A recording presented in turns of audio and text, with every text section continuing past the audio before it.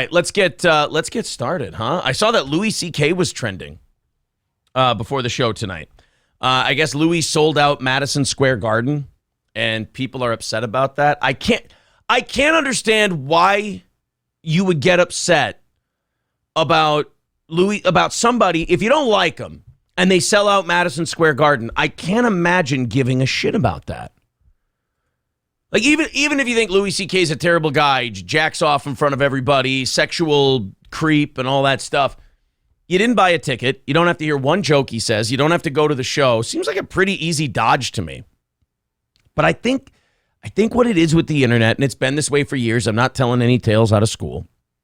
I think what it is that the people get off on letting you know that they're not going to Louis' show, and not only that they don't think Louis should have a show. And the rest, even though the rest of us go, okay, cool, bye, fuck off, I'm going to go watch, or I'm not. Those people feel good. They pat themselves on the back. They jack each other off. They feel really good about it. Meanwhile, nothing really changes. Here's what changes. They annoy the shit out of the rest of us. It's obnoxious to look at. It's obnoxious to read. And that's all the further it should go. It shouldn't get you in some kind of culture war. It shouldn't get you all worked up where you go fighting people.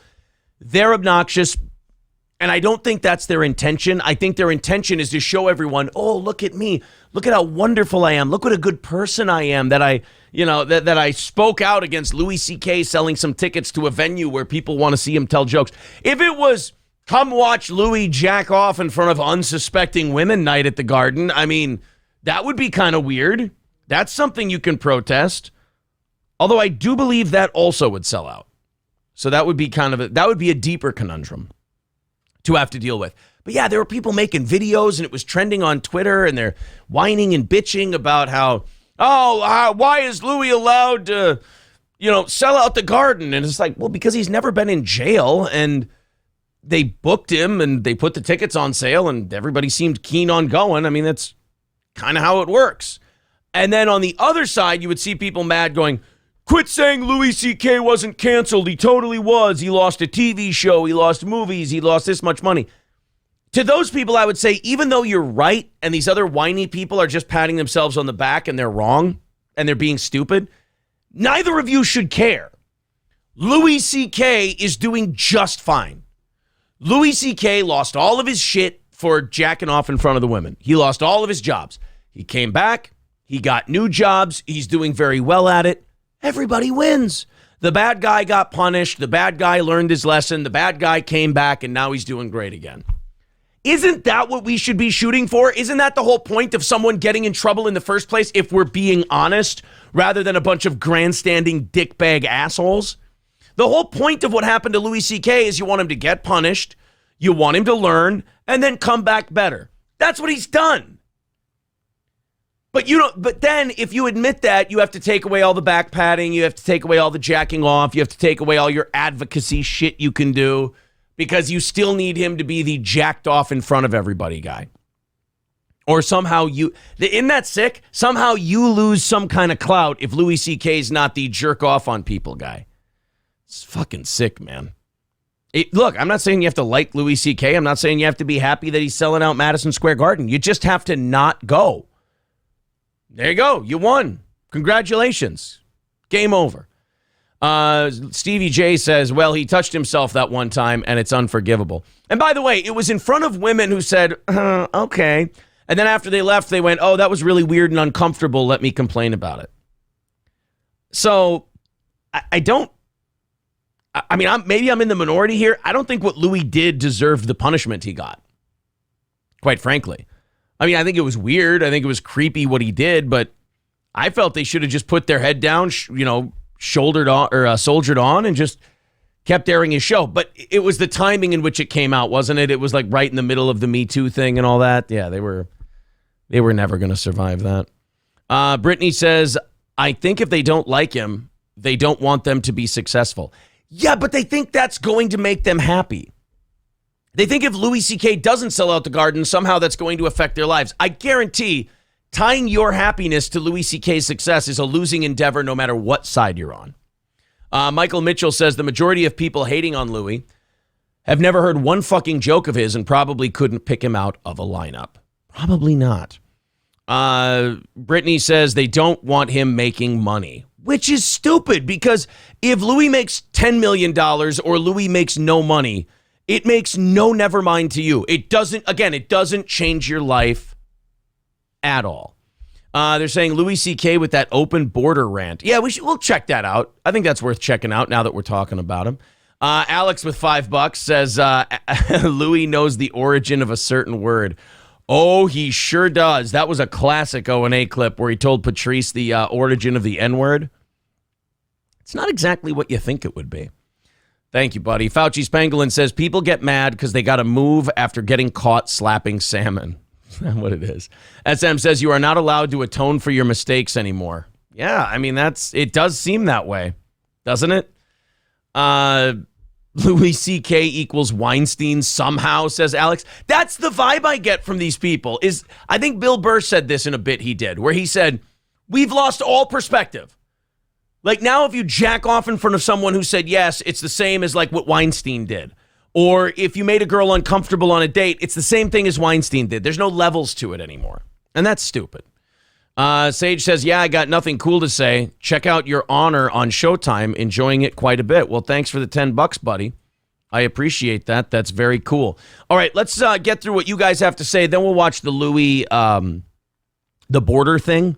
I know some people were worked up about that. I'll be honest, I still haven't seen it yet, but I've seen like the clips. I've seen people tweeting the clip. I just haven't listened to the actual clip yet. Let's Louis C.K.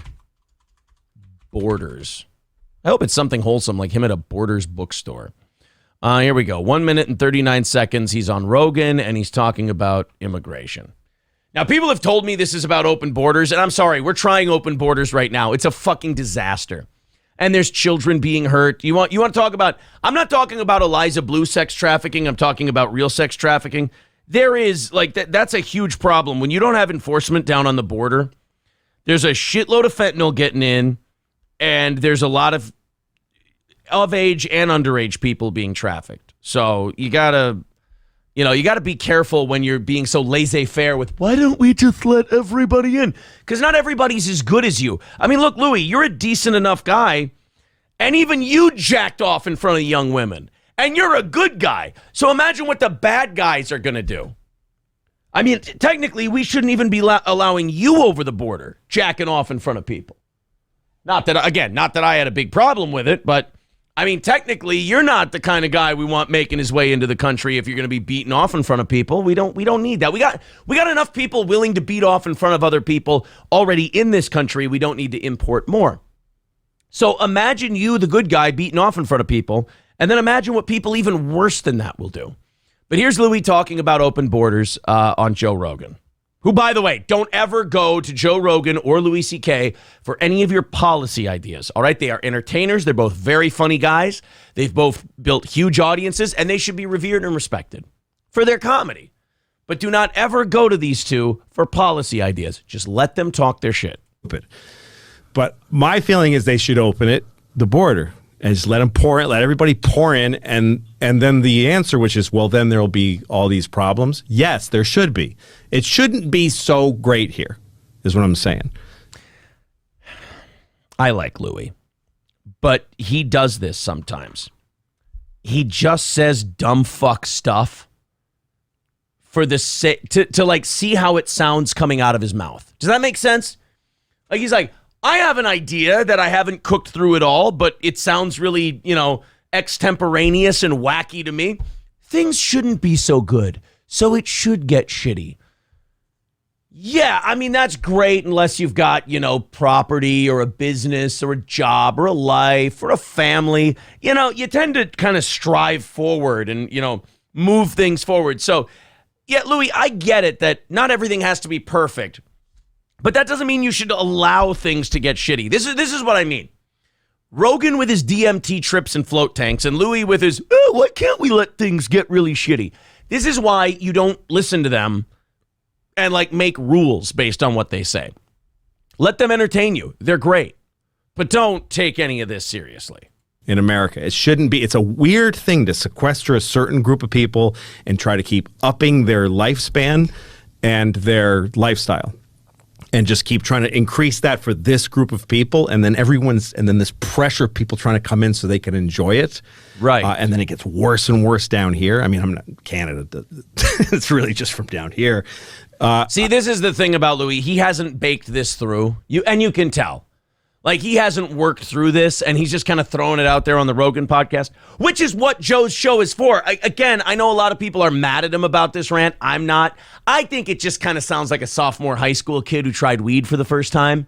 So I don't really hold Louis in it. Again, I don't hold Louis in any esteem to tell the country what it should be doing, so I don't get mad at him when he does stuff like this. He's allowed this opinion. People want me to watch it and comment on it. I think he sounds like a fucking idiot, but he is an idiot. That's okay. That's fine. We're all idiots. I'm reacting to this. I'm talking shit. There's something wrong with that. That's not a system that's working, and it forces people to do cruel things to other people. There's a lot of people that die so Americans can be safe. They're just... Well, yeah, but like enough about Muslims. I mean, come on. America has been pretty goddamn good to Central Americans coming into this country. We let them break every fucking rule there is to get here. They don't even exist but on paper. And they come here and they can get on programs and they can flourish. Now, have we done nice things to their governments at home? No. Has it caused these countries to be in certain conditions that they feel pressured to want to flock to America? Sure, we've absolutely done that. But that doesn't mean you shouldn't have rules and you shouldn't restrict who can come into your country and who can't. I mean, there's employment opportunities to think about. There's education curves to think about. There's language barriers to think about. I mean, you do have to set a number every year and cap it there. I mean, that just makes a lot of sense. And you want the best and brightest out of that group, or the hardest working.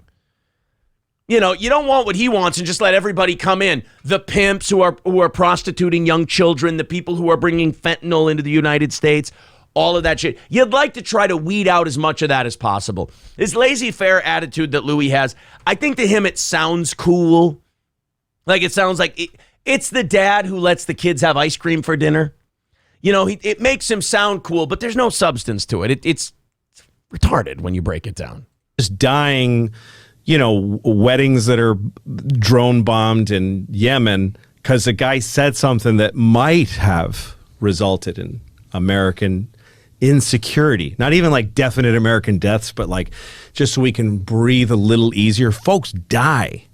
Yeah, he's talking about Anwar al-Awlaki, and I would agree with him about the Anwar al-Awlaki thing. That has nothing to do with immigration. That has nothing to do with open borders. Anwar al-Awlaki was an American citizen who was trying to recruit for terrorist organizations through radical preaching, and we drone bombed him without a warrant, without charges, without anything. It was pretty fucking ballsy. And folks do labor in unsafe places so that we can keep the prices where we like them. There's so much about American life. Well, yeah, you got to fight that climate change. You got to mine those lithium-ion batteries, you know? Takes a lot of African slaves to mine those batteries. They don't like to talk about that part. They don't like to tell you about the diamonds and the lithium-ion batteries and all the abuse and slavery that goes on with that. We go, well, you know, we got to save the planet. Unless it's, you know, black people getting abused and, you know, they're what, collateral damage? Is that what we're to believe? Then again, most progressive policies usually have minorities as collateral damage anyway. They don't really care. That other people pay for. That's part of it. But also, it's not good for us either. It's not a good way to live in a gated community, you know? If you let folks pour in, like any other wave, it'll kind of slosh, and then things will be different. I don't know, like, what'll really happen? A bunch of people, like, will they just come with knives and start killing everybody? I don't think so. I mean, not all of them. Not most of them. Not even a good chunk of them. But some of them, and again, my whole point on immigration is don't we have enough of that shit going on already? Like, you just don't, if you can avoid importing more of it, don't you try? Yeah, people are mad about this rant. I can't see myself getting mad about this rant. Because, first of all, this is what Louis has always done. He said wacky, wild shit like a high school sophomore trying weed for the first time, just throwing something out there. But I saw people who were, and that's the first time I've seen that clip. But I saw people going, "Oh, I don't like Louis C.K. anymore," and I'm like, "Really? You didn't know he was like this?" First of all, his family came from Mexico, so there's a little bit of self-interest here. I just, again, if you don't look to Joe Rogan and Louis C.K. to fix your problems, you won't give a shit when Louis C.K. and Joe Rogan disagree with your problems, because that's not what you should be going to them for. That you should be going to them to laugh. And that's it. Eric Nagel says, this rant means nothing. People just like to be outraged. Yeah, it can't mean anything because Louis C.K., nobody's asking Louis C.K. to come up with immigration policy ideas. Like, nobody in Congress is calling Louis C.K. to go before the House of Representatives and help them craft legislation on how to stop immigration. So, fuck it, let him talk. Maybe I'm just, what do they call it? Maybe I'm just black-pilled. Like Michael Mitchell says, let the redheaded white Mexican talk. E-Rock says, I would love to see the drug cartels just storm the border. Let's start a turf war. Oh, that would be nice, wouldn't it? It's like in Vietnam, we kept trying to draw the Viet Cong out of the jungles and into like urban areas to fight us there. That's what we want with the cartels. Just come on to the border. Let's have it out one time. At least then we could get the problem under control. There would just be another cartel because the problem is Americans love being on drugs. And we can't be on drugs here. You can't legally get those drugs here. So we let the cartels bring them. And then the cartels go, hey, you try this fentanyl? And then they put that in there and people start dropping dead. But the people who don't drop dead are fucking hooked forever and they can't stop. And, repeat customers are good customers. Kyle, he's been saying life is too good for decades. It's nothing new. Yeah, see, that's just kind of how Louis is. That's his brand. So when people were writing to me and sending that to me and going, oh, can you believe Louis said this? Now that I've seen it, yes, that's actually 1,000% kind of what I'd expect Louis C.K. to say. People do that with Patrice O'Neal. They take their, Anthony and I talked about this when he was on our show. People do this thing with Patrice O'Neal. I fucking hate it because I was a big Patrice fan. They take whatever their belief system is, and I saw people do it with Carlin, too, after he died. They take whatever their preconceived notions about the world are, and they just assume that Patrice or George Carlin would agree with them. Like, man, I wish we had Carlin back today. And it's usually for, like, something Trump did. And you're like, you understand George Carlin would have fucking hated Donald Trump. Like, he sees Donald Trump as the absolute definition of what the problem with everything is. Carlin was an embittered hippie, and he saw the baby boomers as turning on him, and selling out. He was a bitter old hippie. He still believed. He would have never been for Trump. And then people go with oh man, I wish Patrice, like they would talk about the George Floyd thing and they'd be like, oh man, I wish Patrice was here today to set people straight. I don't think he would have gone the way you would have gone. I don't think Patrice, I don't remember Patrice being on Opie and Anthony or being on stage and being a political activist. I remember him having a take that would always be like, here's prominent right-wing guy and here's prominent left-wing guy. And Patrice would just say something that was completely the opposite of what both of them were saying. So I think to go and try to say oh, Patrice would have said this, Patrice would have said that. I have no fucking idea what he would have said. Because I had no idea what he was going to say on any show he was on until he opened his mouth. Carlin, the same thing. I'm huge fans of both of them. And, Carlin, people always think Carlin would have agreed with him. No, Carlin, you would have had no fucking idea. Carlin, especially older Carlin, probably would have started with, why don't we just kill a bunch of people? Why don't we just let a bunch of people die first and then we'll sort it out from there? So like Louis C.K., all these, stop turning to comics for answers and you'll be fine. All right, stop turning to those people for answers. They're just use them to make yourself laugh. It would be like a woman going to a dildo to help her make a pizza. That's not what it's there for. It's not a cooking tool. Shove it up your twat, suck on it, put it in your asshole, whatever, but do not make a pizza with it. It doesn't even make a dependable rolling pin in a pinch.